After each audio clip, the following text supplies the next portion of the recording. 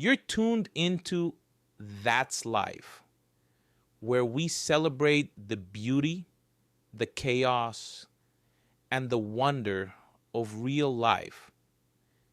Sometimes it makes you laugh, sometimes it makes you cry, but it always makes you feel. Settle in.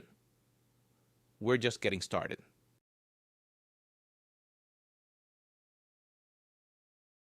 The melody of the phone, ringing closer to lunchtime on a perfectly ordinary workday, once again divided the woman's life into a happy period before and an almost hopeless one after. The screen showed a familiar word: mother. Although calls in the middle of the day weren't a frequent occurrence, Alexandra felt no bad premonitions about it. What if? Maybe her mother missed her or wanted advice on choosing an outfit. Alexandra put a pencil mark on the margin of the sheet with the client's contract draft and hurried to answer the call so as not to worry her loved one with a long wait. As soon as she heard her mother's voice, which sounded unusually muffled, or so it seemed to her, her heart plummeted. It was obvious that something not at all joyful had happened, and her assumption, unfortunately, was confirmed. Dear, hello. Please don't worry too much. It just so happened that I'm in the hospital right now. Alexandra immediately became alarmed. Mother, what happened? Which hospital are you in? What are the doctors saying? What do you need me to bring? What's the room number? The voice from the receiver interrupted the flood of questions. Dear, I beg you, don't worry. It was just like in the movies. I slipped, I fell, I almost lost consciousness. But everything's fine. The neighbor was walking by. She kept me cheerful and supported me while we waited for the ambulance. The doctor said everything will be normal, but I'll have to stay in the hospital for a little while. Mother, why didn't you tell me sooner? I would have rushed over, helped. I didn't want to bother you in the middle of your work day, but visiting hours are in the evening. And if you go from the office to my place first, then to the pharmacy, I was afraid you might not make it. Anyway, please write down what you need to bring here. The main things are my policy and a phone charger. Water too, not sparkling, because for some reason I'm terribly thirsty. Invisible to Alexandra, her mother sighed, and the woman vividly imagined how her loved one's face must have been contorted with pain, and she hurried to end the conversation, clarifying the hospital and room number. Alexandra reread the list her mother had dictated, added chicken broth and wet wipes to it, and with shaky legs went to ask her boss for permission to leave. Mr. Harrison, may I please leave early today? It's for personal reasons. My mother is in the hospital. Mr. Harrison, a friend of Alexandra's husband from their student years, expressed polite sympathy, and upon learning which hospital her mother was in, he encouraged her and inquired, the doctors at that local medical facility are good. Maybe the setting isn't too luxurious, but both the equipment and the staff are top-notch. I stayed in that hospital a few times myself and came out feeling brand new. So everything will be fine. Don't lose heart. By the way, are you driving today or is your husband using the car? Perhaps the driver could take you. Alexandra was touched by her boss's concern and decided she wasn't in a position to refuse the offer. Thank you. That would be very helpful. I won't keep the driver long. I just need to stop by my mother's house, that's all. I won't hold the driver up any longer. I'll gather the necessary things there and then call a taxi. Thank you. Mr. Harrison wished Alexandra success and promised, "Come out to the central entrance in 15 minutes. I'll tell the driver to wait for you at your mother's house and drop you off at your family nest with your husband. He has to come back for me anyway, and your house is on the way." Thanking the thoughtful boss again, Alexandra went to turn off her computer and tidy up her workspace. She took the contract with her so as not to let the team down and to complete the necessary work by the next morning. Alexandra could barely make out the meaning of the stories the driver tried to entertain her with, but she was even grateful that the flow of his speech forced her to react somehow and prevented her from sinking into anxious thoughts.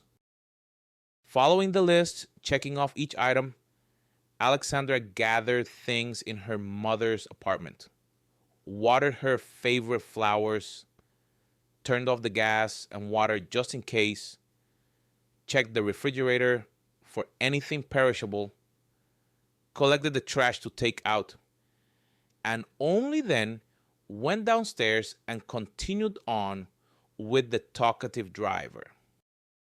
Not far from Alexandra and Michael's house was a supermarket with a pharmacy section inside, and she decided to stop there on the way. Asking the driver to pull over near the trash containers, she threw away the collected garbage and hurried in for groceries. Moving almost on autopilot, Alexandra bought everything she needed and was soon simultaneously preparing dinner for Michael and broth for her mother. While the food was cooking and baking, Alexandra called her husband and explained the situation. "Michael, Mom's in the hospital. I'm going to see her. I don't know exactly how long I'll be there yet. Dinner will be on the stove." Michael admitted, "I know. Mr. Harrison told me you needed support. Wait for me. I'll try to get home early and we'll go to the hospital together. You never know what else might be needed, and I'll be there to help out." Michael didn't let his wife down, and picking her up along with the 2 bags she had packed, drove her to the hospital. Alexandra managed to persuade the nurse receiving deliveries to let her see her mother and the attending physician, who fortunately was there. Michael waited for his wife in the lobby, but sent good wishes and hopes for a speedy recovery verbally. Eleanor tried to smile when she saw her daughter enter the room, but it was clear she was both uncomfortable and scared. Alexandra quietly but distinctly greeted everyone in the room and went to her mother's bed. A weight was suspended from the unfortunate woman's right leg. Her lips, bitten almost raw, were a clear sign of the severe pain the victim of the ice had suffered. Alexandra listened to her mother's account of how she had gotten into this predicament, and trying not to cry, began to unpack everything she had brought into the bedside table. The phone was immediately put on charge. Alexandra gave her mother the broth she had made and made her eat a few spoonfuls of raw, finely grated carrots. The internet says this kind of salad is the best vitamin remedy in the first days after an injury. Then I'll give you some sour berry juice. That's good for you too. Oh dear, don't bother. You should probably go. Michael will come home. He'll probably be surprised you're not there. Alexandra explained that Michael knew what had happened, had rushed home so she wouldn't have to take a taxi that he hadn't been allowed in, but he sent his regards. As if she had only been waiting for this cue, the woman in the next bed became active. "The orderlies and nurses here are rude and insolent," she interjected. "You can't get hold of them day or night. They just drink tea and hang around the doctors. Giving them chocolates, even money, is useless. They still do their jobs half-heartedly." Alexandra remained silent, and after finding out her mother's doctor's full name, went to look for him. The restless neighbor didn't miss the chance to remark here either. "If he's not in the staff room, check the dressing room. He's probably sweet-talking someone there." Dryly thanking the grumbler, Alexandra went out into the corridor. The nurses in traumatology, accustomed to all sorts of patient relatives, tears, and hysterics, looked at the visitor, asking how to find the doctor with a mixture of irritation and weariness.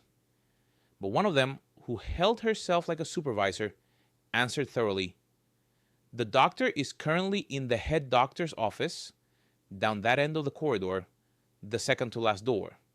You can wait there or sit on the bench near the staff room." Alexandra waited for the doctor, and when he learned she was the patient's daughter, he invited her into the office. Showing an image on the computer screen, the doctor explained, "If I can put it this way, your mother's fracture was a fortunate one. Generally, there are two treatment options." The man began to explain the nuances of each method, then asked, "Which option have you decided on?" Alexandra looked the doctor in the eye but didn't answer, instead asking a counter question. "Tell me, doctor, for example, if the patient with a fracture like my mother's was someone personally close to you, what would you recommend?" Smiling, the doctor replied briefly, "Osteosynthesis. In a very similar case with my aunt, our head doctor performed a similar operation. She's been leading an active life again for a year now, even working in her garden, so I can't keep up with her." Alexandra clarified all the details of the upcoming operation, wrote down what else needed to be brought for the post-operative period, and saying goodbye to the doctor, left the office. Alexandra had to inform her mother that the operation was scheduled for the very next day, and, composing herself, she presented it as lightly as possible, trying not to alarm her loved one. "I'll come by tomorrow. I'll meet you after the operation. Everything will be fine. Don't worry." "Dear, what about your work? Your boss will probably be angry?" "Don't you worry about that. I'll get all the work done and won't let either you or my boss down." With the operation, the long journey towards her mother being able to walk again had only just begun. For 2 weeks, Alexandra visited her mother almost daily to feed her and take care of her. Eleanor tried to object and repeatedly stated, "Dear, take care of yourself. Don't come here so often. The food here is decent, and I don't have much appetite anyway. Where would it come from if I'm not expending any energy?" However, Eleanor couldn't convince her daughter. When the day of discharge arrived, Alexandra went to the doctor for recommendations. The doctor was cautious and warned, "Your mother is a very energetic lady, but I've stated my point of view, and I'll repeat it to you. I wouldn't be overly optimistic if I were you, but there's no need to despair either. Although she absolutely cannot put full weight on the injured limb, crutches will be your mother's best friends for at least the next month. And she needs to be careful after that too. Moving is necessary, of course, but carefully. Preventive treatment is indicated to prevent bed sores. In 6 weeks, I'll expect her for a follow-up x-ray to check the stage of bone fusion. That seems to be everything." Alexandra clarified, maybe some vitamins for mother to take? The doctor shrugged. In principle, yes. But generally, the local polyclinic should tell you about the rehabilitation plan. Alexandra called a special taxi specializing in transporting people with limited mobility. And after a heroic struggle with the access streets, Eleanor finally arrived back at her apartment. A new problem arose for Alexandra. Her mother's physical condition still left much to be desired, and even a simple trip to the bathroom or kitchen could result in a new injury. At first, Alexandra visited her mother twice a day and was practically exhausted by the time the Christmas holidays approached. Traffic jams took up so much time that only a few miserable hours were left for sleep. Alexandra turned to Michael. Michael, how about we have Mom stay with us for a while? At least I won't have to rush between apartments. Michael's face darkened, and after a heavy pause, he replied, Darling, I think the world of your mother. She's a wonderful woman, but I'm sorry. I'll be blunt. We simply don't have room for her here. As you know, we have a studio apartment. The room is large in terms of square footage, but it's only one. When I tried to persuade you to go for a mortgage, I didn't find understanding. Both you and your mother were against it. Michael, well, couldn't we put up some kind of screen? It would be like 2 rooms. Listen, it would be inconvenient for your mother first and foremost. I play computer games loudly. I listen to music until late. Besides, ask her yourself if she'd agree to move. I can say with 100% certainty that she'll say no. Your mother is very tactful and wise and understands that the further away she lives, the better her relationship with her son-in-law will be. Michael was right. Eleanor, upon hearing the idea of moving into her son-in-law and daughter's apartment, only snorted indignantly. There can be no talk of it. Home is where the heart is. I won't go to your place, especially since it will be uncomfortable to be sick there quietly. Alexandra submitted to her mother's will, and besides, she didn't want to argue with Michael at all. She continued to spend time stuck in traffic, and she had to give up her lawyer position at Mr. Harrison's firm.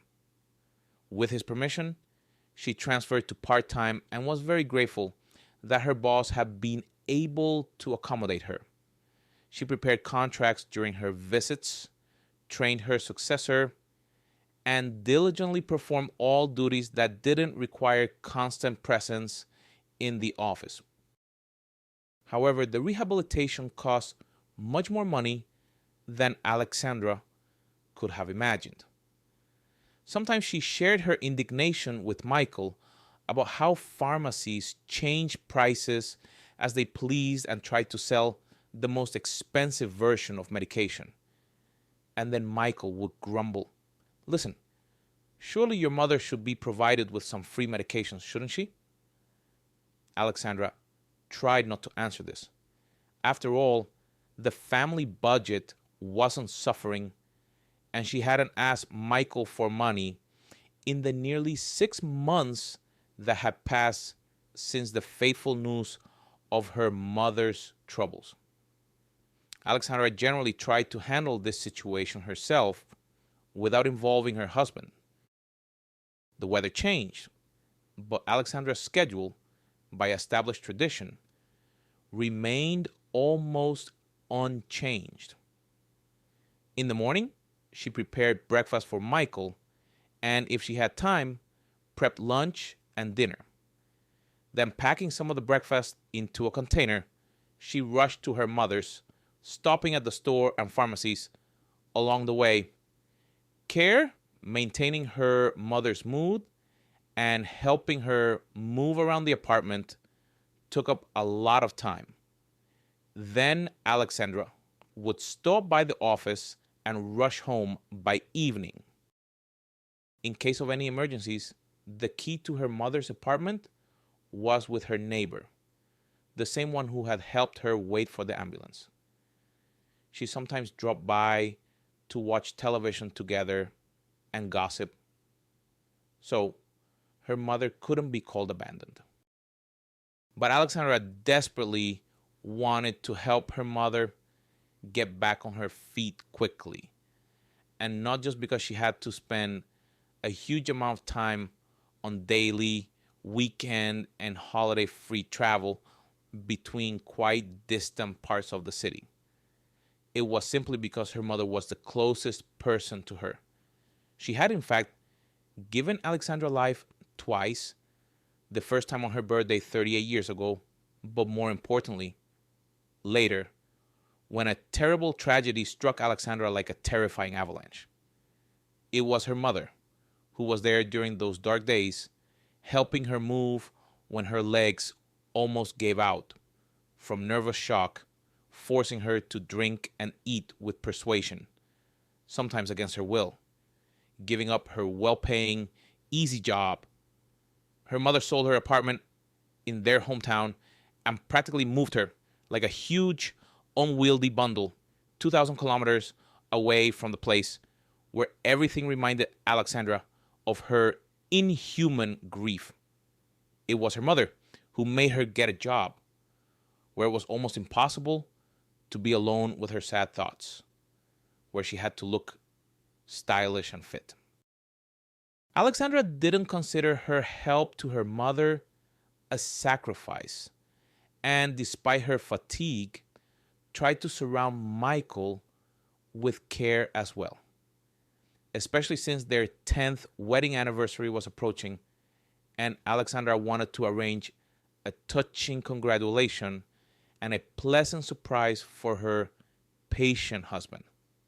She had already prepared a preliminary menu, found a confectionery that took custom orders, and arranged for a special shaped cake for Michael, who adored sweets. The holiday was approaching, but shortly before it arrived, Michael warned her during breakfast one morning. "Sorry, darling. I need the car for a few days. I have to go to the branch in the neighboring region. It seems the branch manager there is messing with the reports. Profits have dropped significantly, although everything is stable in other divisions, and some are even seeing growth. I'll try to be quick, of course, but planes probably don't fly to those parts, and I really don't fancy going by train. Can you manage without the car?" Although Alexandra herself had counted on their reliable family car, she didn't argue. After all, Michael really needed the car more. She smiled. "Of course, I can manage." Michael politely thanked her for breakfast and promised, "Don't worry, we'll buy you a metal horse too. Once things at work normalize a bit, you can choose the model." Running out of the house, Michael kissed his wife on the cheek, winked, and said, "Don't worry, I remember our wedding anniversary. I'll try to be back by Friday evening." Taking advantage of Michael's absence, Alexandra temporarily moved in with her mother to save time on travel. During these few days, she managed to do a thorough cleaning, and the apartment felt particularly fresh and spring-like. Only on the eve of the holiday did Alexandra have to return home to bring a urgently needed diploma to the office. However, this was actually convenient because she also needed to tidy up at home and prepare some of Michael's favorite salads. In the morning, Alexandra, taking the festive treats she had set aside in separate containers, rushed back to her mother's. She habitually gave her a massage, helped her walk around the room, and even waiting for the elevator repair to finish, finally took her mother outside so she could enjoy the good weather and the feeling that life was returning to how it was before the injury. After a short walk, mother and daughter had lunch, and Alexandra began to apologize. Mom, please forgive me. I have to leave earlier today. I want to prepare a surprise for Michael. Your keys are with you. Your phone is charged if you get tired of watching TV. If anything happens, call.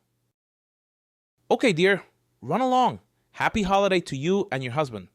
Imagine, it's already been 10 years together. Kissing her mother, Alexandra hurried along her pre-planned route. Spring, long since established and rapidly approaching summer, offered gentle warmth, and the sweet, slightly tart scent of blooming lilac set the most romantic mood. Despite the folk belief that marrying in May brings trouble, she hadn't suffered in her second marriage. On the contrary, Michael was a calm harbor for her. There were no stormy passions between them, but there was mutual affection and respect. Alexandra valued Michael for not prying into her soul, not tormenting her with jealousy and suspicion, not demanding she bear him an heir. Even when he first declared his serious intentions, Alexandra had told him directly and honestly that children were absolutely not in her plans. This statement didn't frighten Michael. A few years after the wedding, he asked if she had changed her mind about having a child. But upon hearing a categorical no, he didn't ask for reasons and never brought up the topic again. Michael was a good partner, and of course, she loved him in her own way, with all the strength her wounded heart was capable of. Following the list she had made the day before, Alexandra bought drinks, got some squid, which Michael adored, and picked up various small things: a crispy baguette, fresh green salad, fruits. Gradually, she filled 2 large shopping bags that she had thoughtfully brought with her. Hanging them on both shoulders, she stopped by the confectionery where she had ordered the cake. Now she could go home. Approaching the entrance, Alexandra looked hopefully at their family parking spot and sighed with relief. The car wasn't there. That meant she would have time to set the table, hang balloons, and get dressed before Michael returned. Mentally praising herself for the convenient bags that left one hand free, Alexandra, hurrying to open the door, finally found herself in their family nest. Setting the cake box on the bench, Alexandra suddenly froze in surprise. A strange sound, originating from the kitchen, brazenly intruded upon the familiar hum of the apartment building. Strange? There were no unfamiliar shoes on the mat, no strange things were visible, but she could distinctly hear the clatter of dishes, as if someone was moving a heavy plate or a large mug. The couple didn't keep pets. They had always wanted to get a cute dog, but her mother's misfortune had altered that plan. It would probably have been much smarter to go out onto the landing, close the door, and call Michael. But from exhaustion, Alexandra didn't act as safety dictated. Automatically slipping off her sneakers and still with the bags on her shoulders, she walked into the kitchen and almost collapsed in astonishment. A boy, seemingly about 6 years old, sat on a chair with one leg tucked under him. The unknown little guest was completely engrossed in eating. On the table in front of him was Michael's huge mug, a bottle of water, and a large, deep plate in which Alexandra had layered a salad the night before so it could soak. A spoon sticking out of the side clearly indicated that the dish had already been unceremoniously sampled. The child was heartily biting into a stick of smoked sausage, and Alexandra's heart ached as memories flooded back.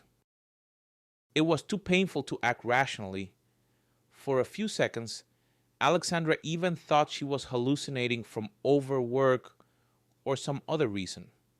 However, the vision was too realistic. The sound, the image, and even the aroma of the sausage. The engrossed boy only tore himself away from his tasty activity after Alexandra, her voice a little hoarse from nervous shock, attracted his attention with a question. "Hey, hi, who are you? And what are you doing here?" The boy jumped up from the chair and, without letting go of the sausage, reported, "My name is Boy's name. Uncle Arthur brought me here and told me to wait for him. He said I could eat anything I wanted, so I'm eating. The sausage is tasty, but very salty." It didn't even occur to Alexandra that the person the boy called Uncle Arthur wasn't her husband. Such an incredible coincidence. Like in a traditional New Year's movie where the protagonist doesn't realize he's opened someone else's apartment with his keys, and nothing about the typical setting of a standard apartment bothers him at all. Simply couldn't happen. Alexandra could confidently vouch that it was hard to find a design even remotely similar to their home with Michael. Of course, there must be a logical explanation for the boy's appearance in the kitchen, Alexandra thought. She herself had married Michael in the spring, and the boy's last name meant absolutely nothing to her. Michael was an only child, but as far as Alexandra knew, he had cousins. However, they hadn't been invited to their modest wedding, and she didn't know them not only by face but also by name. So it was quite possible that the boy sitting in front of her was the child of one of Michael's cousins. But why had he brought this boy to their apartment without even warning her?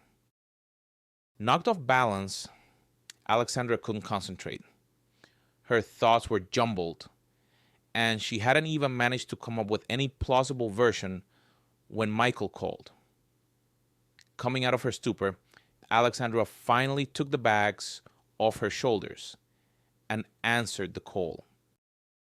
Michael began speaking quickly, barely letting his wife get a word in. "Darling, we just missed each other. I just left your mother's apartment, and I'll be there in literally 20 minutes and explain everything to you. In the meantime, set the table." The confused Alexandra felt a little better and replied briefly, "Okay." She felt the boy's gaze on her very distinctly, but couldn't bring herself to look him in the eye. Alexandra brought her new slides from the hallway, which she had just bought in anticipation of the approaching summer season, and offered, "Boy, it's hot in sneakers at home. Here, take these slippers, put them on. It'll be more comfortable." The child obeyed silently. To lighten the mood and occupy the boy who had been dropped on her, but also to avoid having to interact with him much, Alexandra asked, "Boy, do you know how to blow up balloons?" The child nodded. Alexandra quickly went to the room, brought him a whole package, opened it, then, obeying some impulse, rinsed the tips through which the boy was to inflate the balloons, and handed them over, asking, "Don't inflate them too much. When you get tired, rest, and I'll help you tie them. Agreed?" The child nodded businesslike and without any embarrassment asked, "Is your name Sandra?" Alexandra shrugged. "My name can be changed in different ways, both Sandra and Shura and Sasha." The boy's eyes widened in surprise. "But those are boys' names." Are you a man or something? Alexandra chuckled. No, I'm not a man. It's just a versatile name, like Zhenya or Valera. Silence hung in the kitchen. The boy, lost in thought about something, busied himself with the balloons. Alexandra, keeping an eye on her guest out of the corner of her eye, began to unpack the bags, prepare what she had planned, and gradually set the table. Alexandra put the cake in the refrigerator and, interrupting herself to tie the balloons the boy had inflated, felt not irritation, but a sharper pain. She wasn't angry with Michael, but all sorts of thoughts kept swirling in her head. Alexandra felt the curious gaze of the little guest on her, but didn't dare to look him in the eye. So they watched each other, but barely spoke. Lost in her tasks, Alexandra didn't even notice Michael enter the kitchen with a huge bouquet of roses in his hands and a large bag.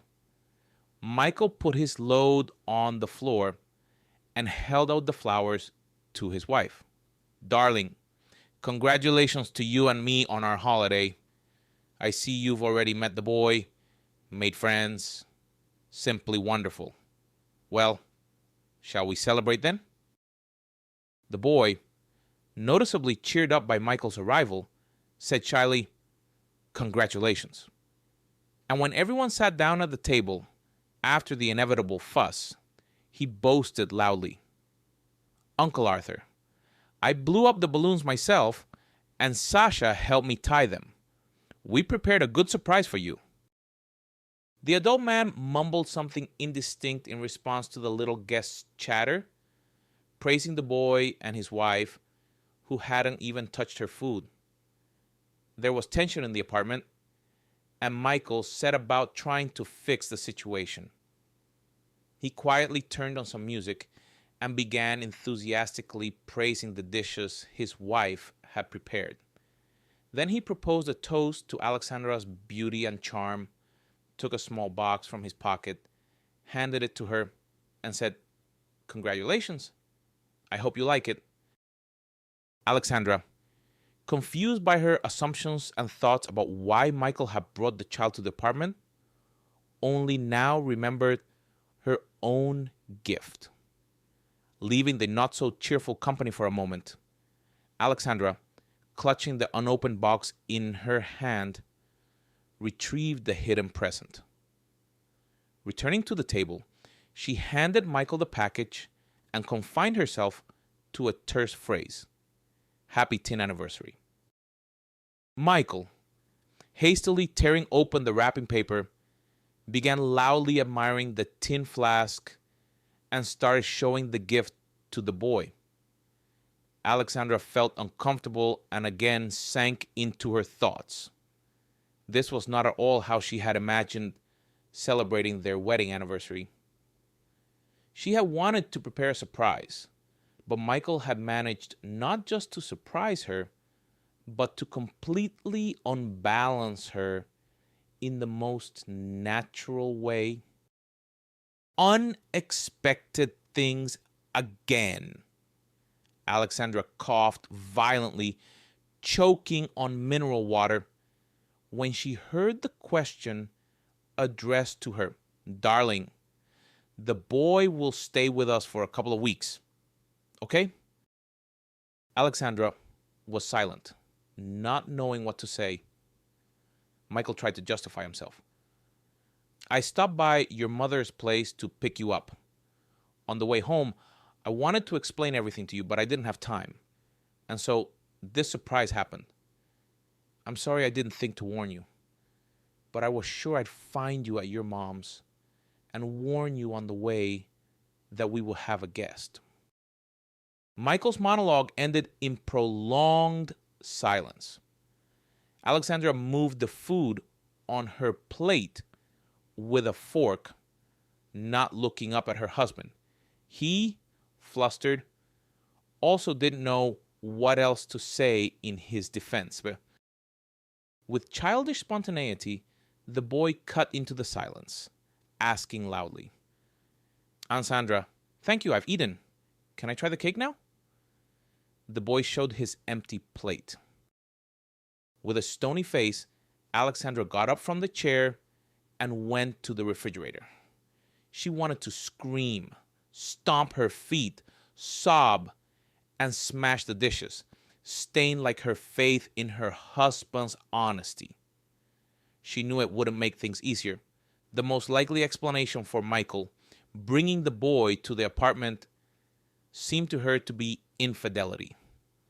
With her whole being, Alexandra now hated the man she had loved for 10 years as much as she was capable. Michael, who knew his wife well, guessed from her abrupt movements that in a little while she would directly say everything on her mind, and decided to lead the little guest away from the table to the relaxation area, where he could be distracted from the serious conversation the adults were about to have. Boy, let's go. I'll turn on the game console for you. True, my games are mostly complex, but we can find something online to your taste, or I can put on cartoons for you if you want. And will I be able to eat the cake? The boy asked with interest.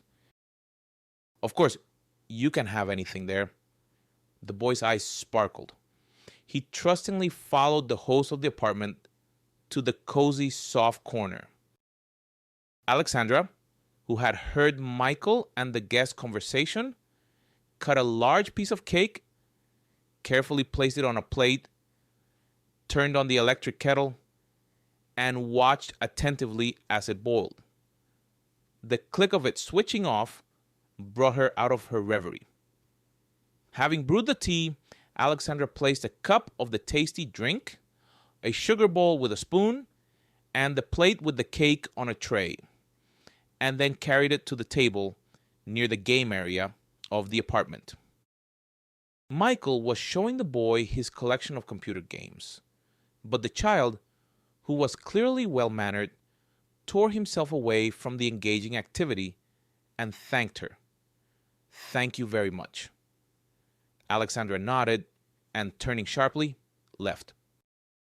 When Michael came into the kitchen, he found a strange scene. Alexandra was sitting on the floor, holding dirty children's sneakers, and tears were streaming down her cheeks. Michael tried to joke, "Hey, darling, what's wrong?" "Big deal. A child walked into the kitchen with dirty shoes. We'll turn on the robot vacuum, let it do its job. It's no big deal at all. Is it worth getting upset over a little dust? Especially since it's a holiday today." Alexandra looked at Michael in a way that made him uncomfortable and said quietly, "Michael, I think I've told you repeatedly that I don't want to be in the same space with children for long periods. It's beyond my strength. Perhaps there were significant circumstances behind your action, or as you called it, a surprise, and you can be understood. Only, I'm sorry, I have absolutely no desire to deal with explanations today. I'm going to my mother's now and just..." Michael couldn't understand the reason for his wife's categorical decision, but saw clearly that Alexandra was on the verge of a nervous breakdown. So he offered, "Darling, I'm truly very sorry that I didn't warn you, but I can explain everything. I think that when you listen to me, you'll understand that I simply couldn't have acted differently. I'll wait until you're ready to talk." Alexandra unexpectedly and gently placed the children's sneakers on the floor, wiped the tears from her cheeks with the back of her hand, and walked toward the door as if she hadn't heard Michael. Michael took his wife's hand and asked, "Darling, wait a minute. I'll call a taxi to your mother's house so I don't have to worry about you." Alexandra nodded and was soon in the car, fidgeting with the strap of her innocent handbag. The road was clear, and the journey to her mother's house took much less time than during peak hours. As soon as Alexandra opened the door, she heard, "Neighbor, come in, dear. I'm not feeling very well." Alexandra closed the door behind her and, taking off her shoes, went into her mother's bedroom. Eleanor became alarmed when she saw her daughter. "Dear, why are you back? Didn't your husband come home?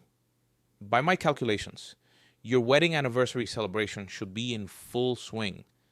But for some reason, you're here. My dear, what happened?" Alexandra went to her mother's bed, sat down on the floor, and resting her head against her mother's hand, told her everything that had happened from the moment she returned home and saw the boy there. Finishing her story, Alexandra voiced her assumption. "Mother, I'm almost sure the boy is Michael's illegitimate son. The child looks about 6 years old, which means my husband was cheating on me, and even had the audacity to present me with proof of his infidelity right on our wedding anniversary." Eleanor tried to calm her daughter. "I'm sure your husband can explain everything. I feel that he loves you. Believe my experience, he's unlikely to risk his relationship with you and cheat." However, Alexandra cried without stopping. Eleanor stroked her daughter, who was so grown up but helpless and sobbing, but said nothing more, because all words were powerless. Finally, when the flood of tears subsided, Alexandra silently got up from the floor and went to wash her face, swollen from crying. Alexandra felt completely drained. Returning to her mother's room, Alexandra admitted, "I'm very tired today. Do you mind if I lie down?" Eleanor didn't object or suggest, for example, talking more or having dinner.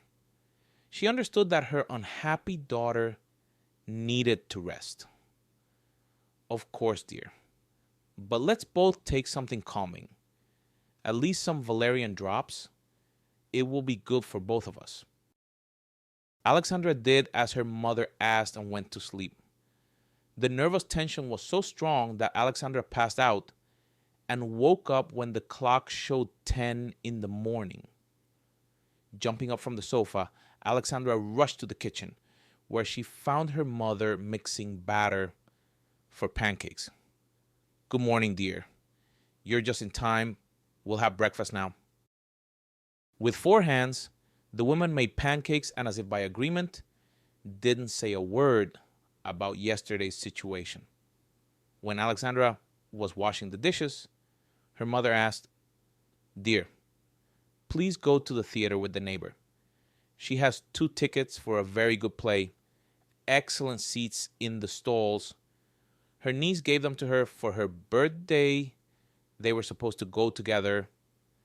And just as luck would have it, the niece got sick, and the other relatives can't keep the neighbor company.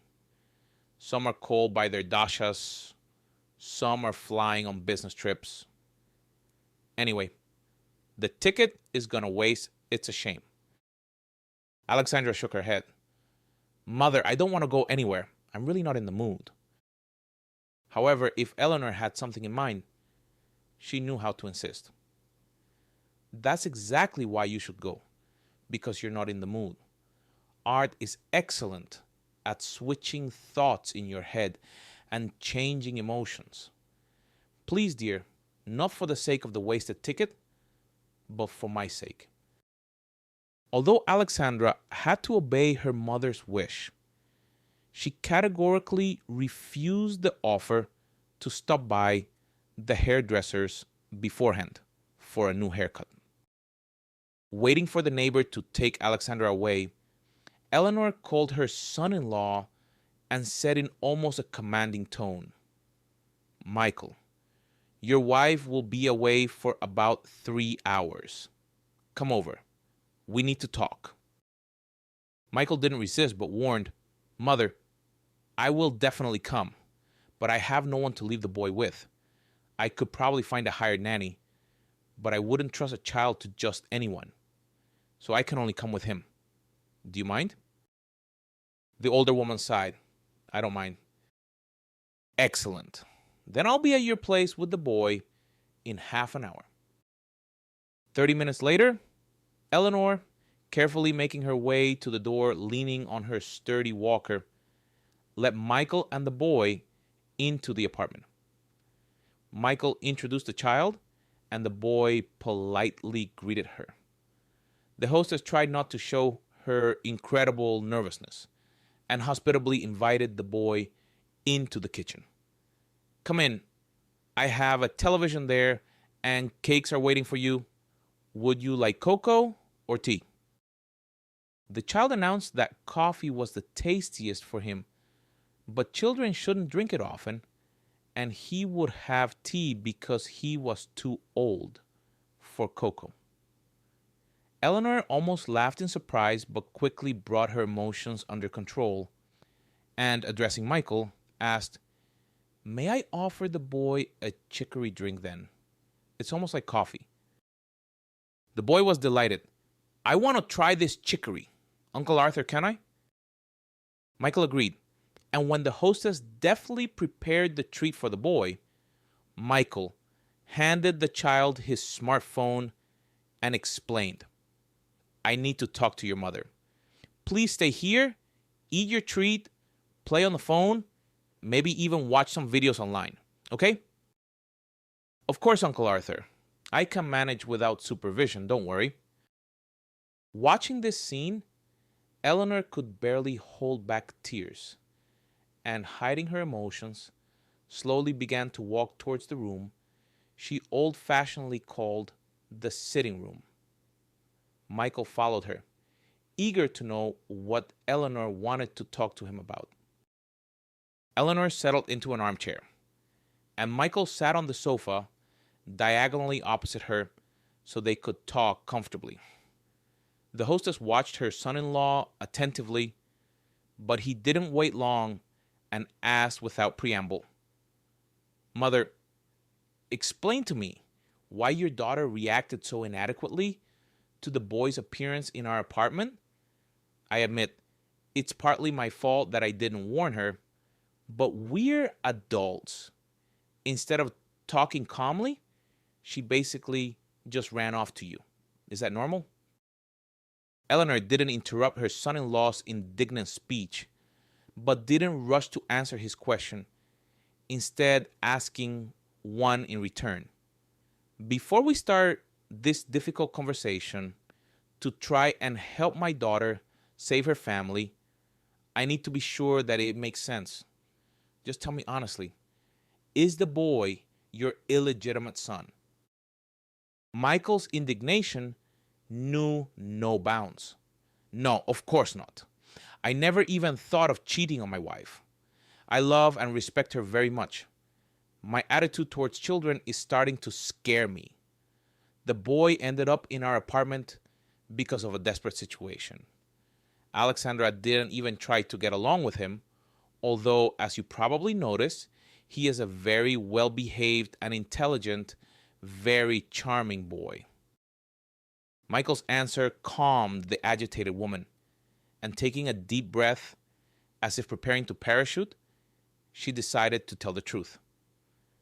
Well, as they say, everything hidden becomes revealed. As her husband, you have the right to know why my daughter avoids contact with children. I think I have the right to tell you her story, which at first was a happy fairy tale, and then turned into a terrible nightmare that destroyed her ordinary life. My daughter grew up a wonderful and intelligent girl. She was a true joy to me and her father. We had no trouble getting her into one of the best gymnasiums in our city. Our family's financial situation and the positions her father and I held allowed our daughter to fit in with others, as they say, from the golden youth. However, the gymnasium had a very strong teaching staff, and grades weren't bought as you might have thought. children were skillfully made, interested in learning, and our daughter was one of the best students in her class. She was even made a sort of mentor for the boy sitting next to her. The boy was from a very good family, quite influential in our city. It's no joke, his father was the regional prosecutor, and his mother held a significant position in the same department. In short, they lived better than our family, but they didn't hinder the friendship between their son and our daughter. They genuinely welcomed her, and they talked to her father and me, not dismissively, but quite kindly. When my daughter was in 10th grade, her father died suddenly. A blood clot detached, as the autopsy showed. It was the family of her friend who supported me and my daughter after this loss. I'm still grateful to them for that, because I was in such a state that I almost followed my husband myself. So of course I didn't object at all when Alexandra decided to marry this young man. So what if she was just over 18 at that moment? It was obvious that true feelings shouldn't be stood in the way of. His parents also didn't object and were even happy that my daughter became part of their family. A year after the wedding, my daughter and her husband had twins, 2 boys. They grew up healthy, cheerful, and strong, and brought joy to all of us.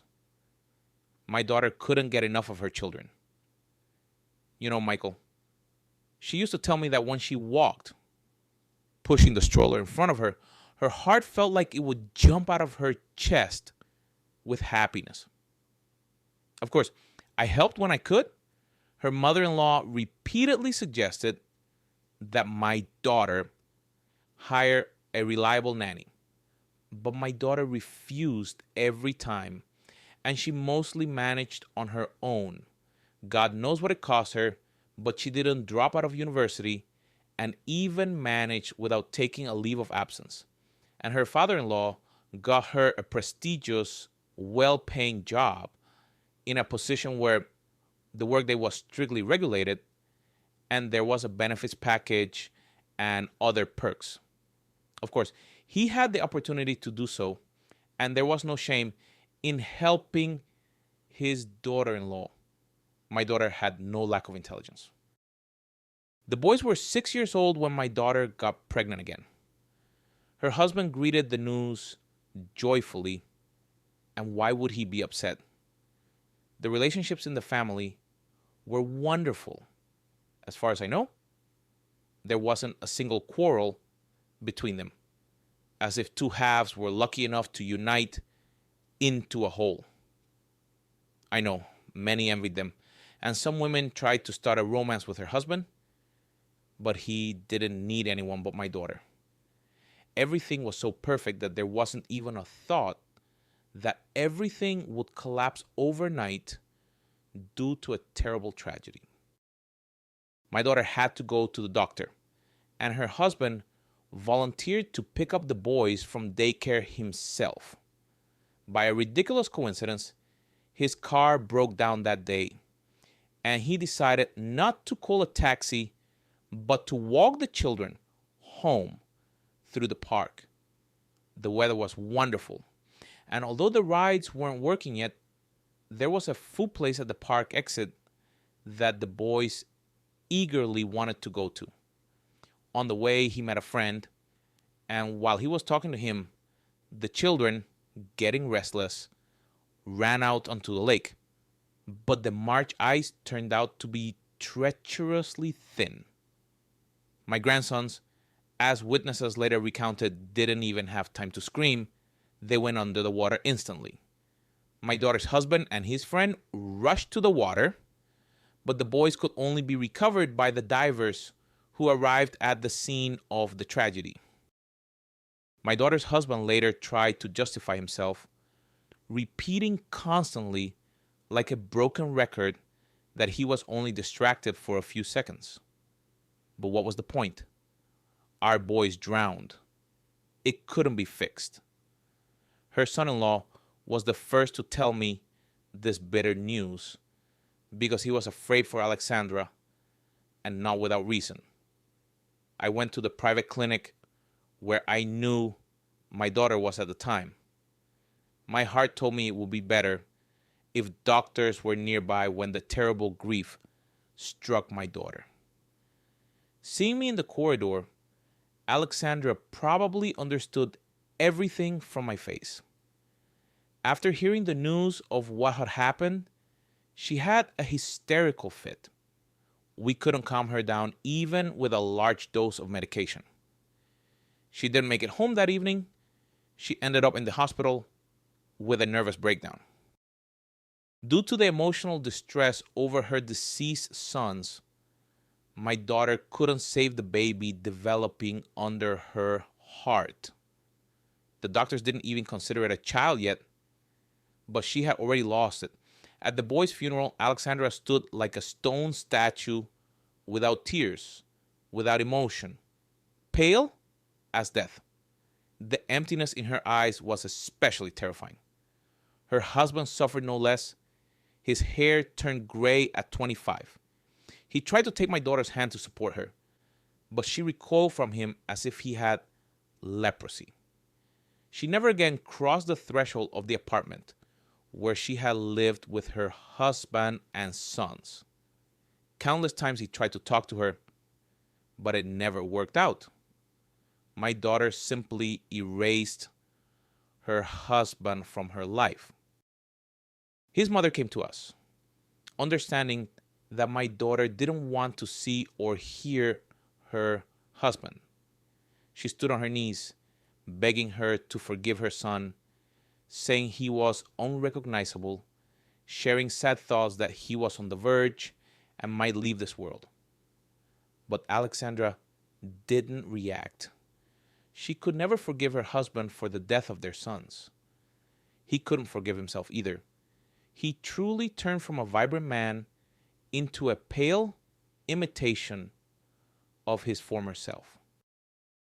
Alexandra predictably quit her job, seemingly of her own accord, but in reality, everyone understood that she simply couldn't be under public scrutiny. Moreover, an unusual and unexpected problem arose. My daughter would approach hysterics if she went outside and saw a child. She changed her routes, but it's absolutely impossible to completely avoid the possibility of meeting children.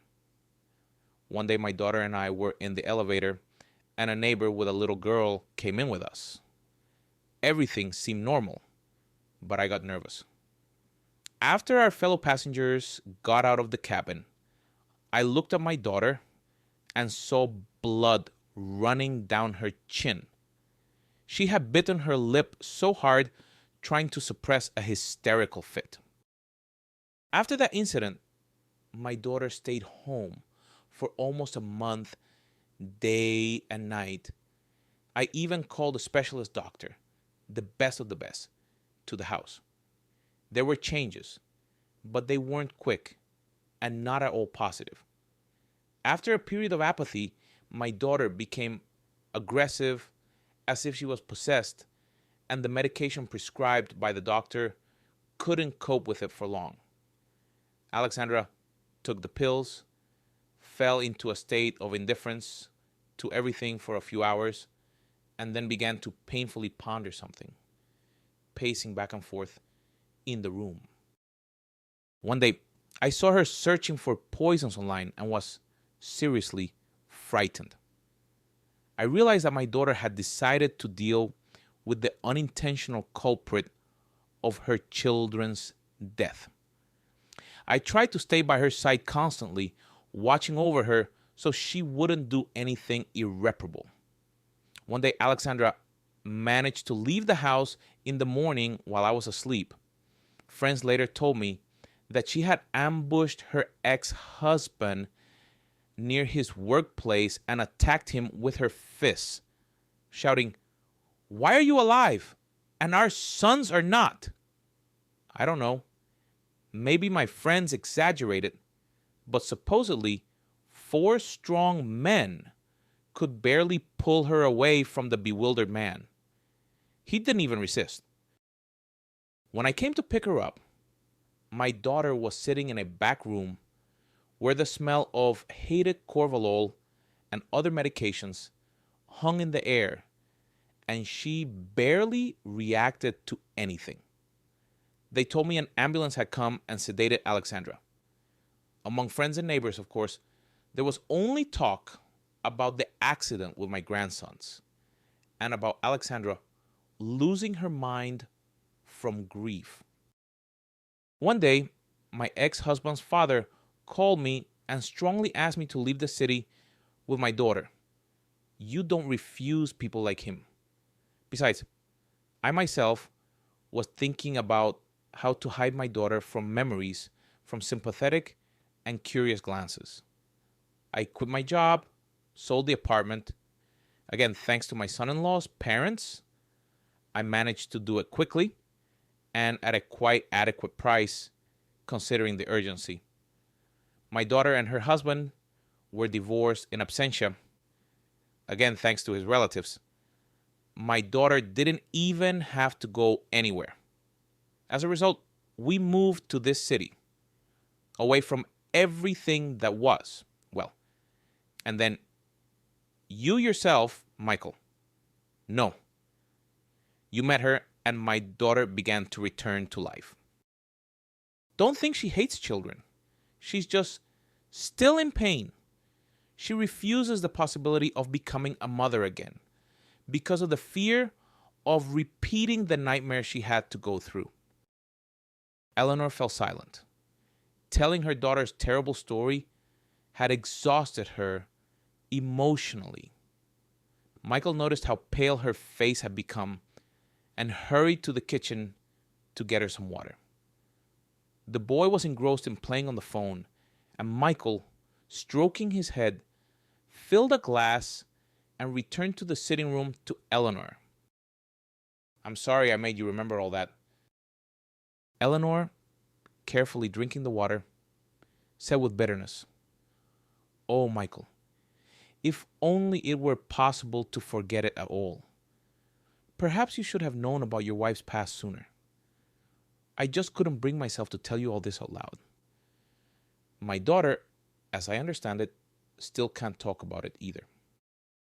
Michael looked at Eleanor in confusion and admitted, "Honestly, I couldn't even imagine that such a tragedy could be hidden behind your wife's unwillingness to become a mother. I thought maybe she didn't want to ruin her figure. It's hard to even imagine what she felt when she saw the boy in our kitchen. What a surprise I managed to create right on our wedding anniversary. How can I ask for her forgiveness now so she understands me? I really had nowhere else to take the boy. And for several reasons, the child needed to be sheltered for a week or two in a well-equipped and safe place where his parents' enemies wouldn't even think to look. It all happened almost by chance. I arrived at the branch and ran into an old friend on the street whom I hadn't seen since my demobilization. My friend is more than a friend to me. It's only thanks to him that I survived in the army. But that's a long story. And in civilian life, life separated us to our hometowns. And as happens, we lost contact. I tried to find him on social media somehow. Maybe I should have searched more persistently. Then I would have found him. But I got busy building my career. In short, we hadn't seen each other for about 15 years. And then I meet my friend in a city that's foreign to both of us. He had changed, of course, over the years, but I recognized him immediately. He almost walked past me without noticing, but I stopped him.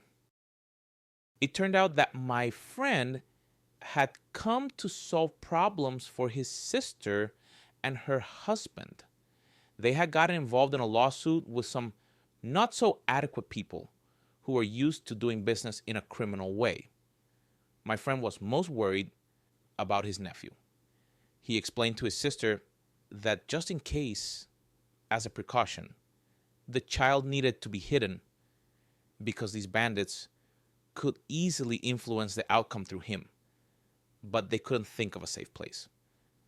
And then I appeared out of nowhere. The idea of my friend taking the boy out of the city seemed like the ideal option. Indeed, there were practically no threats that could lead the bandits to the child's trail. It's also good that the boy has a strong character. He's growing into a real man. His parents and friend told him that he had to stay with me for a little while, and he accepted the news calmly. I picked him up like in a detective story, making sure not to get caught by city surveillance cameras. We agreed with my friend to contact each other in a week, and he was supposed to call me himself when the matter was resolved.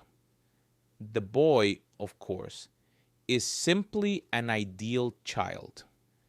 He settled in easily in the unfamiliar place and even put himself to bed after brushing his teeth.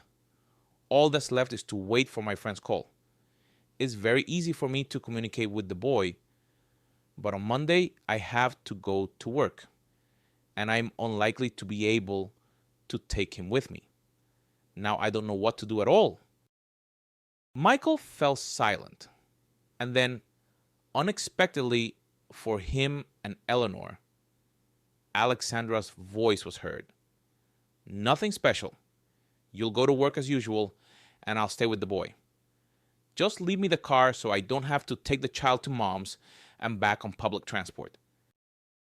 It turned out that, contrary to Eleanor's calculations, her daughter had already returned from the theater and seemed to have heard some part of Michael's story.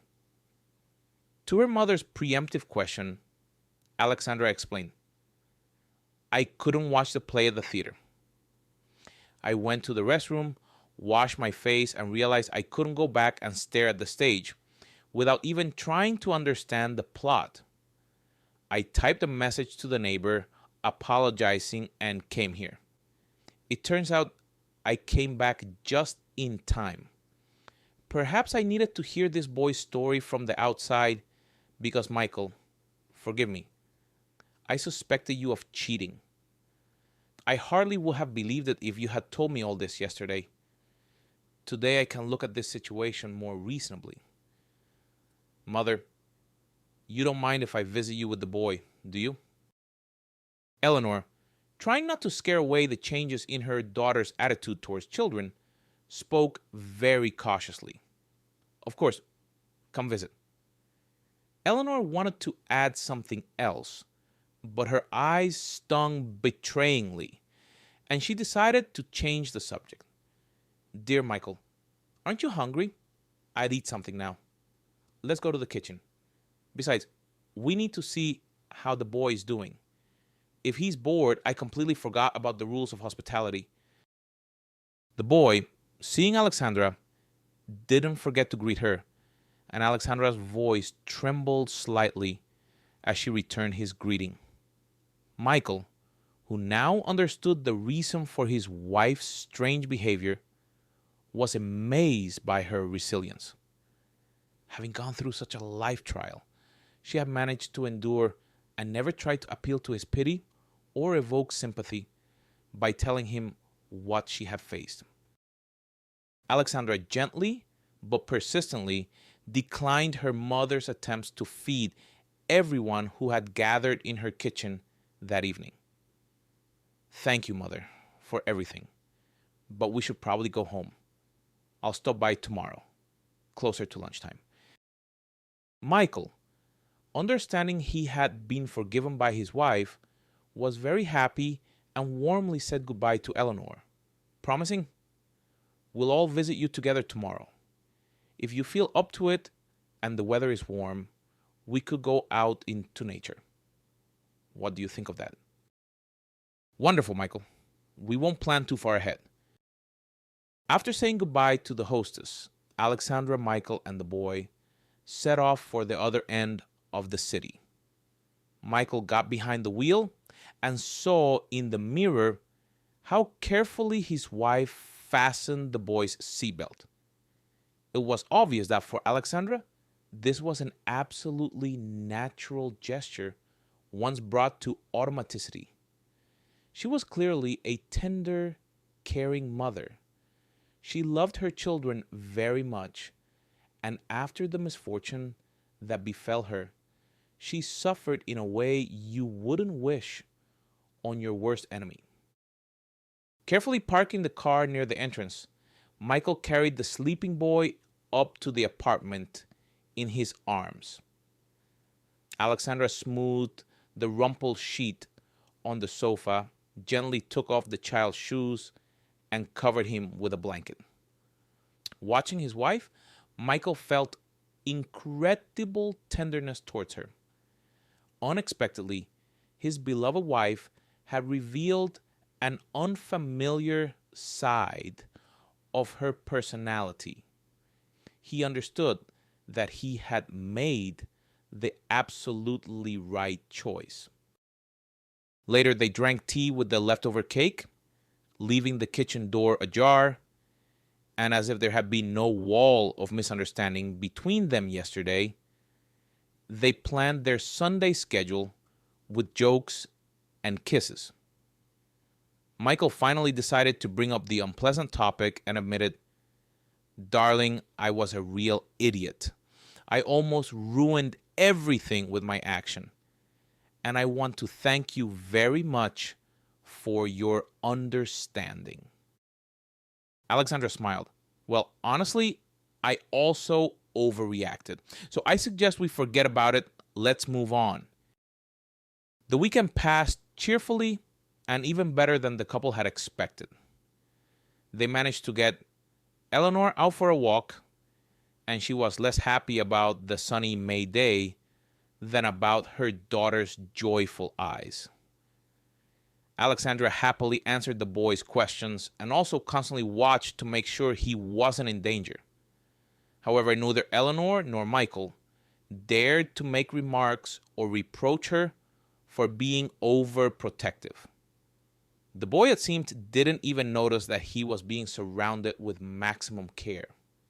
By agreement with Alexandra, he called her by her first name, not using the word aunt, and seemed quite satisfied with his unexpected trip. After delivering Eleanor home after their outing, the trio lingered because there was simply no chance of leaving the woman's place unfed. However, no one objected. Late in the evening, as Alexandra was putting the boy to bed, the child quietly asked her, "Do you think my parents are okay? Will I see them soon?" Trying to make her voice sound firm and convincing, Alexandra replied, "Of course, they're fine. They'll finish all their business very soon, and you'll see them." The calmed boy fell asleep. Alexandra, afraid of waking the child, beckoned Michael to the kitchen and began asking him about the situation the boy's parents were involved in. "Darling, honestly, I don't even know all the details. My friend outlined everything very briefly, but I understood that some real thugs have targeted his sister and her husband." Alexandra began to clarify, asking questions that were unexpected for Michael. "Are these bandits from the city you went to, or are they from somewhere else? Did your friend mention any nicknames?" Michael told her everything he knew, but the information Alexandra received wasn't enough, and she suddenly asked, "Can you contact your friend urgently? I need to get some clarifications from him to try and help the boy's parents. Of course, he's doing well and is quite comfortable with us, I hope. But a mother and son shouldn't be separated for long." It was impossible to tell from Alexandra's voice how deeply she had taken the situation of the boy and his parents to heart. But now, knowing his wife's past, Michael understood how difficult it was for her. Actually, my friend gave me a password for a chat in case of something like this, where all messages automatically disappear. I think I can try to contact him. Michael opened the necessary website, entered the details he had memorized at his army friend's request, and a few minutes later exclaimed happily, "It worked! My friend greeted me." Alexandra wisely advised, "Michael, ask him a question whose answer will let you know for sure if it's your friend you're talking to. And if there's even the slightest doubt, close the site immediately and take the SIM card out of your phone." Alarmed by his wife's suspicions, Michael quickly typed a few sentences and waited impatiently for a reply.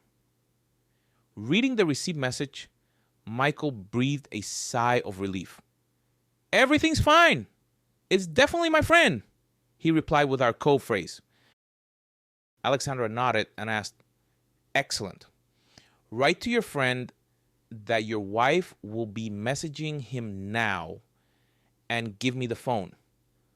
I'll find out everything I need from your friend myself." "I'm not surprised by anything anymore," Michael said, handing his smartphone to his wife. She messaged the stranger for quite a while, then grabbed a pen, quickly wrote down a number on a bread bag, tore off the edge of the paper with the digits, squeezed it in her hand, and gave the phone back to Michael.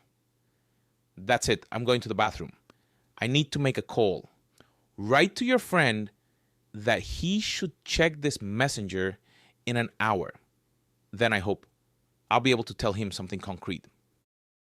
Alexandra left the kitchen and went to the bathroom, which had the best soundproofing in the apartment. Taking a few deep breaths, Alexandra dialed the number of her former father-in-law, which she had memorized. The phone was unavailable. Alexandra gathered all her willpower and dialed her former husband's number. Soon his voice was heard on the line. "I'm listening. Don't be silent." Alexandra's voice was hoarse with emotion, and she replied, "James? Hello? It's me. I need your help. More precisely, perhaps your father can resolve the situation, but I can't reach him. The robot says the phone is out of range."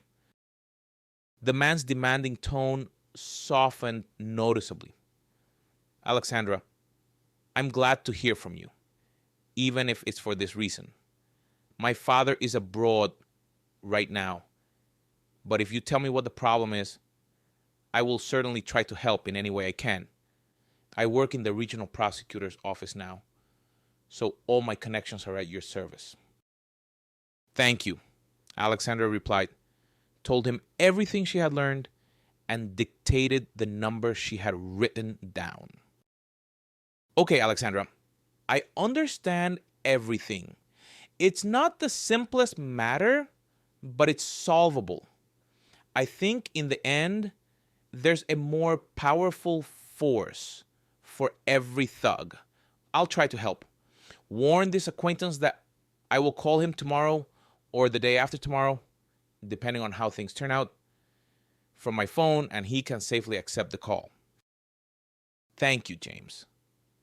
Without waiting for her ex-husband's reply, Alexandra ended the conversation, which had been very difficult for her, and washed her face with ice-cold water, hoping it would bring her at least some semblance of emotional balance. Even during the conversation with her ex-husband, she had wanted to apologize to him, but she couldn't. The bitter resentment toward the man's carelessness, which had caused her to lose her children, still burned in her heart. At the same time, Alexandra understood perfectly well that without the intervention of her ex-husband, who had extensive connections in the region, the boy's family was practically doomed, and she wanted to protect the child and tried to save his parents. Alexandra sat in the bathroom for some time, steadying her heartbeat with breathing exercises. Seeing that almost an hour had passed, she returned to the kitchen to Michael and told him what her ex-husband had said. Michael wrote the information his wife had received to his friend and hugged Alexandra tightly. He saw how his beloved wife had aged in the last hour, and he didn't know how to help her. He wanted to protect her from all misfortunes. But instead, Alexandra had to, as Michael easily guessed, turn to the man who had almost completely ruined her life. The conversation had agitated Alexandra. She freed herself from Michael's embrace and automatically began clearing the table, not noticing that she was throwing food that Michael hadn't touched into the trash can. Finally, Michael stopped her by the arm and suggested, "Stop this fuss. It's been a difficult day and we need to rest." Even listening to Michael's peaceful breathing as he slept, Alexandra couldn't calm down. Images of her little boys appeared before her eyes, as if in reality. Here the boys are smiling at her with toothless grins. Then they go to daycare for the first time and, pressing their faces to the window, wave at her with their little hands, giving her cards for Mother's Day. Here, clearly conspiring, instead of falling asleep, they loudly and harmoniously applaud when she starts singing them a lullaby. How many pleasant moments there were, so carefully stored somewhere far in her memory, and how brutally everything was erased by an accident. How many times she had warned her sons not to take risks. They still didn't listen. However, what was the point of being angry now? The boys were gone, and their father was now the only hope that the child would be able to hug his mother very soon. Let at least this woman, completely unknown to Alexandra, be helped by her ex-husband. The boy stirred and began to mutter something, and Alexandra, slipping out from under Michael's arm, hurried to the child. She carefully adjusted the blanket he had almost thrown onto the floor, felt his forehead, afraid that the child had a fever, and sighed with relief, feeling that, based on her experience, everything was fine. The boy opened his eyes, and Alexandra, sitting on the edge of the sofa, began to quietly hum a lullaby.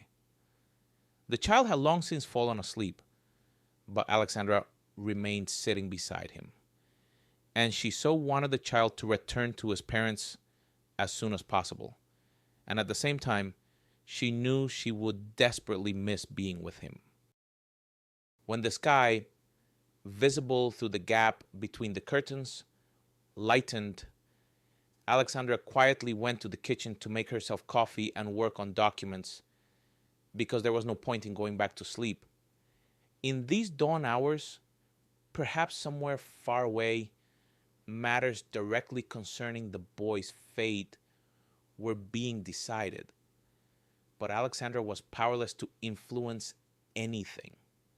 She had done everything she could, overcoming her deadly resentment. And now all that remained was to wait for the result. Carefully studying the papers, Alexandra made notes in the margins, wrote down her suggestions on a separate sheet, and, neatly putting everything back into the zippered folder, began, trying not to make noise, to prepare breakfast. She had already decided to ask Mr. Harrison for permission to stay home so as not to overly tire the boy with travel to unfamiliar places. Waiting for a convenient time to send messages, Alexandra typed to Mr. Harrison that she would send the prepared documents through Michael, and began to think about how to please the little guest, who of course was worried about the forced separation from his parents, although he tried to be brave. When Michael, who had showered but was still yawning, looked into the kitchen, Alexandra had almost everything ready. She invited Michael to the table and asked, "Michael, stop by Mr. Harrison's on your way and give him the folder with the documents from me. I've already warned him that I won't be able to come to work for a few days. If he needs to review something, he can send it to my email or forward it through you. In an extreme case, of course, I'll come by, but I wouldn't want to bother the boy. I wanted to take him to my mother's place and then go to a children's entertainment center. Why should he constantly play on the computer? Let him have some fun, romp around, so he doesn't think about sad things, because it seems he had nightmares last night." Michael agreed with his wife's plan and, quickly finishing his breakfast, thanked her and started getting ready for work. The boy woke up much later, but Alexandra didn't think of waking him. She wanted the child to feel no discomfort. Alexandra fed the child and then suggested, "Let's stop by my mother's for a little while and then we'll go somewhere to have some fun." A message arrived on Alexandra's phone and she smiled, seeing the notification of money deposited. Michael had taken care to ensure his wife wouldn't have financial problems. Alexandra smiled and asked the boy, "Would you like to go to an amusement park with me? It's not very far from the city, and there are lots of options for fun there. A hall of mirrors, rope courses, and I think even a climbing wall. Do you like active fun like that, or maybe you prefer movies? That's no problem either. I haven't seen a movie on the big screen in ages." The boy admitted shyly, "Honestly, I'd rather go to the amusement park." "Well, then that's where we'll go." Eleanor was very happy when her daughter came to her with the boy. It meant Alexandra had believed Michael and hadn't acted rashly, demanding that the child be placed somewhere else. From her painful memories, she saw that Alexandra seemed to have thawed even after a brief interaction with the boy, and she barely managed to make them leave as early as possible. "Dear, I feel absolutely wonderful today. Go, have fun. If anything, of course, I'll call, but really, don't worry, truly. I feel like I even have more energy today after yesterday's walk." Turning to the boy, Eleanor asked, "Boy, I ask you, have a good rest for yourself and for me." The child nodded very seriously and promised, "I'll ask Sasha to take photos and send them to you. You have a smartphone, right?" Eleanor smiled and praised him. "Well done, that's a great idea." "Exactly. That way it will be like I'm having fun with you. Dear, check. Is your phone charged?" Alexandra reassured her mother, saying she could charge her phone in the car at any moment. Soon the guests left Eleanor, and she, left alone, began to dream that her daughter would finally decide to become a mother again. It was clear to Eleanor that Alexandra was excellent at getting along with children, but she had suffered for so many years, deliberately avoiding contact with them. "May everything turn out well for my long-suffering girl," Eleanor prayed aloud, hoping her request would be heard somewhere above. Alexandra, driving the car with extra caution, took the boy for fun and felt the weight of the responsibility she had voluntarily taken on increasing. The child first asked to go through the rope course, and Alexandra agreed, although at the sight of the ropes stretched high up, she wanted to grab the child in her arms and not let him go. Without taking her eyes off him, Alexandra watched the frolicking child and occasionally took photos, but she didn't dare to get distracted by sending particularly expressive shots to her mother. Alexandra felt that if she was distracted for even a few seconds, something bad would happen to the boy. The thought came to her of the degree of despair the boy's mother must have been in to agree to give her son to a virtual stranger. Such an act could only be decided upon because of a real threat to the child's life and health. So she, Alexandra, had no right to let down the woman who knew the bare minimum of information: name, surname, age, and that the unfortunate woman and her husband had gotten involved in a situation they couldn't get out of on their own. However, Alexandra, no matter how you looked at it, was in an even better position. The boy's mother knew even less about the people who had sheltered her son. The Monday filled with entertainment flew by unnoticed. The boy, tired from numerous active outdoor activities, fell asleep after a hearty dinner and rested completely calmly until morning without crying out or waking up. Michael and Alexandra talked quietly in the kitchen. Alexandra enthusiastically recounted how bravely the boy had conquered the attractions and showed photos. Tomorrow, after visiting my mother, I want to take our guest around our museums and then go to the cinema. Or vice versa, whatever the boy wants. If you can, join us. It will be fun. He's so cool and sometimes comes up with such deep thoughts. Today he told me that adults deliberately try to look serious so people are afraid of them and don't bother them. Can you imagine? Michael agreed that there was some sense in this conclusion and suggested, "Darling, let's go to sleep too, like the boy, because tomorrow, as I understand it, will be just as busy a day." Neither Tuesday nor Wednesday brought news from her ex-husband or the boy's relatives. Although the child visited various entertainment and educational establishments, his mood worsened with each passing day. He became more thoughtful and sad more often. Michael and Alexandra understood that the boy missed his family more and more, but they couldn't influence the situation. Only on Thursday, when Alexandra and the boy were visiting Eleanor, did the long-awaited call come.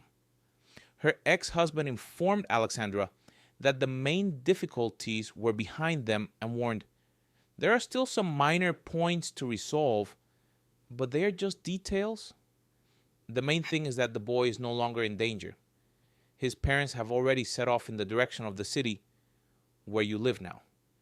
I warned them to call you in advance when they are approaching and confirm the address.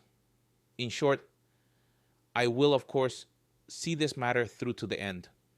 You don't need to worry." Alexandra sincerely thanked her ex-husband. "Thank you, and forgive me for everything."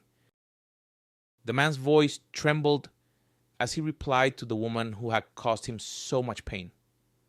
"Alexandra, you have no idea how happy I am to hear from you, even if it's about this.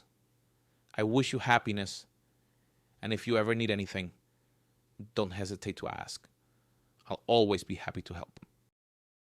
Alexandra said goodbye to her ex-husband, and Eleanor, who had heard her daughter's conversation, couldn't believe her ears. It seemed her daughter had just spoken quite adequately with the man she had once loved deeply and then hated. "Mother, we need to leave. The boy's parents are already on their way, and I still need to bathe him." The child understood that he would soon see his mother and father and began jumping around the room, shouting, "Hooray!" Alexandra barely managed to calm him down. In her joy at the successful resolution of the situation, Eleanor gave the boy her photograph and a collection of stamps he had liked as a souvenir. Here, boy, you can look at the album and remember me. The child promised, "Thank you, but I won't forget you, Grandma, even without the stamps." Taking advantage of the moment, Alexandra called Michael to tell him the good news. But it turned out he already knew. "Darling, my friend already told me that everything was resolved thanks to your help. I'm taking a taxi home now to prepare for the guests." Alexandra was a little sad to part with the boy who had stirred memories of the happiest days with her sons, and she invited him to visit a toy store on the way. "You know, I also really want to give you something. Choose whatever you want." The boy didn't resist, but seemingly shy, he didn't spend long walking among the shelves of displayed toys, and very soon picked up a robot from the shelf that wasn't the most expensive. On the way to the checkout, Alexandra put a plane in the basket, which the boy had once talked about admiringly, and a few board games. "Oh, so many things," the child exclaimed in surprise. "This is a real holiday today." Alexandra agreed. "Yes, boy, today is a very big holiday." By the time the doorbell rang, the boy was cleanly bathed, and cutlery graced the table. The boy's mother, as soon as she crossed the threshold, rushed to her son, hugging and showering him with kisses. The boy's father handed Alexandra flowers, and Michael's friend hugged him firmly, man to man. After the boy took on the role of an adult and introduced his parents to the host of the apartment, everyone sat down at the table. The boy's mother volunteered to help Alexandra and admitted, "If it weren't for your kindness, I don't even know how we would have managed at all. I can't imagine how to express my gratitude. My husband and I have gathered some money to compensate for the expenses for the boy and your inconvenience." Alexandra turned pale and replied, "Put that envelope away immediately. Don't insult me with this action. Your boy will be going to school soon. Spend this money on him. And if it's not too much trouble, sometimes send my husband and me his photos. That will be the best gratitude." The embarrassed mother of the boy burst into tears and hugged Alexandra. When the boy, worried about his mother and Alexandra's long absence from the table, looked into the kitchen, he saw that the women were crying, unable to hold back their tears. And he asked in an adult manner, "What happened? Did you hit yourselves, cut yourselves, burn yourselves?" Alexandra and the boy's mother wiped their tears simultaneously. The mother calmed her son. "Everything's fine, darling. Everything's just perfect." Hugging the boy, she picked him up, lifted him, and spun him around. Alexandra watched the happy people and felt no envy, but wished that all this family's troubles would remain in the past. After the guests left, Alexandra trustingly leaned against Michael and confessed to him, "You know, I think I'm ready for motherhood. The boy proved to me that children are the greatest happiness." Michael didn't try to dissuade his wife. Soon, Alexandra delighted him and Eleanor with the news of her pregnancy. Exactly on time and without any complications, Alexandra gave birth to a daughter. The girl was named after Michael's army friend and as a symbol of victory over the terrible memories of the past.